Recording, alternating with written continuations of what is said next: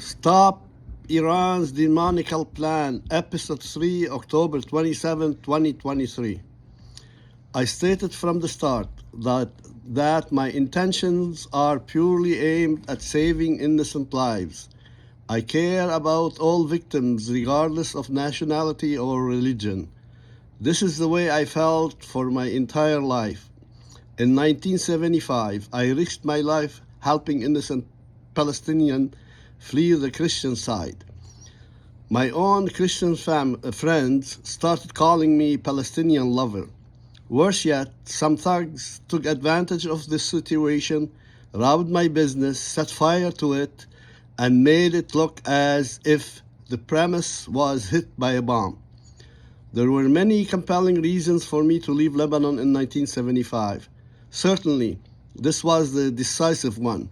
So please do not rush to accuse me of being anti-Palestinian or anti-anything.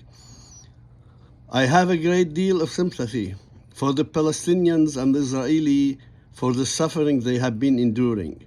My heart also aches for the hundreds of millions of people who live in the Middle East. Thanks to Iran's ambition, they have been all held hostage and condemned to a life of misery, pain, and suffering. Thanks to the evil regime of Iran, the whole region is in trouble, including Lebanon, Syria, Iraq, Yemen, and indirectly all other countries in the region. Although I feel the Israelis are victim to the evil Iranian regime, my message is to help the innocent Palestinians live in peace and secure a better future for their children. Simply put, Israel does not need my help. And this is why I want to talk directly to the Palestinians. You should know by now that everything you have been told by your corrupt potential leaders cannot be but lies. Ask yourself why every time they decide to fight Israel, you end up losing more of your people, more of your land, and more of your rights.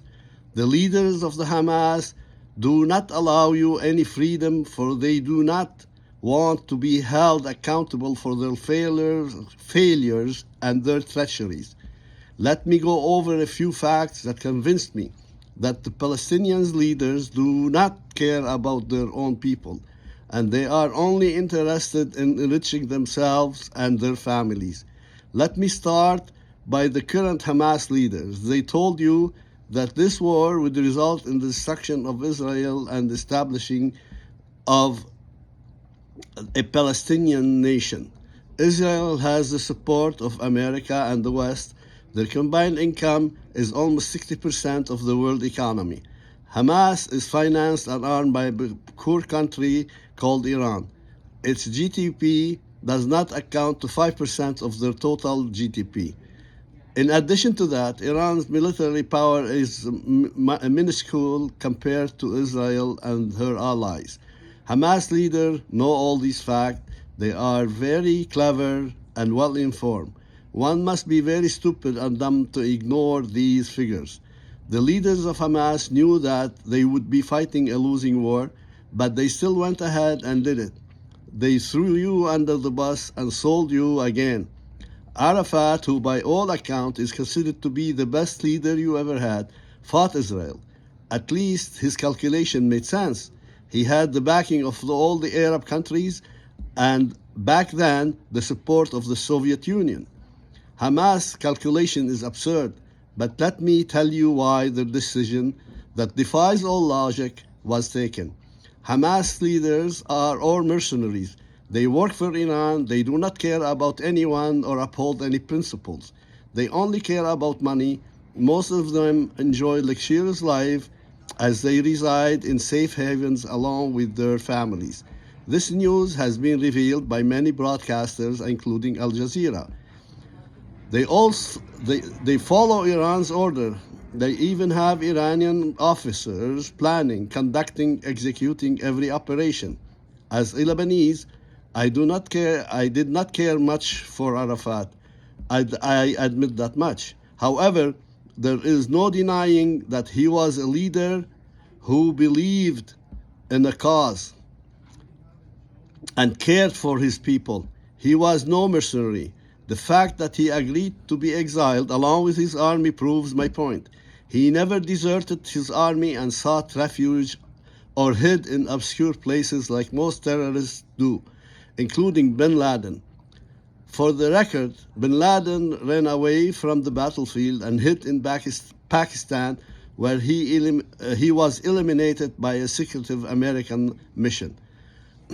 On the other hand, the mercenary leader of Hamas will never agree to surrender. This conflict, this total destruction of property and lives, can be stopped immediately. Nothing is preventing the so-called leaders of Hamas from surrendering and handing over their hostages. I am sure Israel would allow them to seek refuge in other countries. If Erdogan is sincere about helping the people of Palestine, he should be offering them a safe place to stay in Turkey. Regardless of all the excuses, there will never be any justification for what Hamas did. The Palestinian people must know this, even if they support Hamas. Let me tell you why I believe in what I said. The first lie to refute is about land. Israel did not steal your land. The Jewish people did not want to fight you, let alone kick you out of Palestine.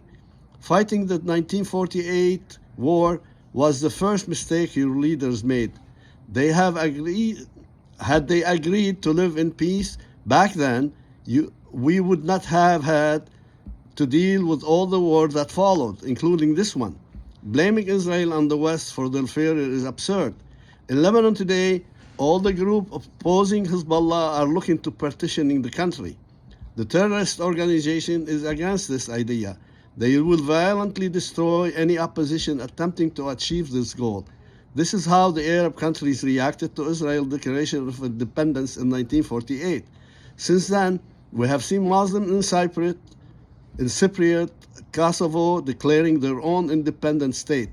Why is it all right for Muslims to secede, and why other communities are denied this right? War is not a monopoly game. When you lose, you pay the price of your foolishness and miscalculation by the blood of your people. One war is bad enough, yet the Palestinian leaders keep fighting and losing. How can they expect Israel to feel safe and grant them all their demands? Here is the problem we have with the Palestinians and all the rulers of the Middle East. They are all good at blaming all their problems on Israel and the West. It is time they started taking the blame themselves. After almost a century of fighting, many Arab countries have realized that fighting Israel is wrong. They finally concluded that Israel has the right to exist as a nation and for her people to live in peace.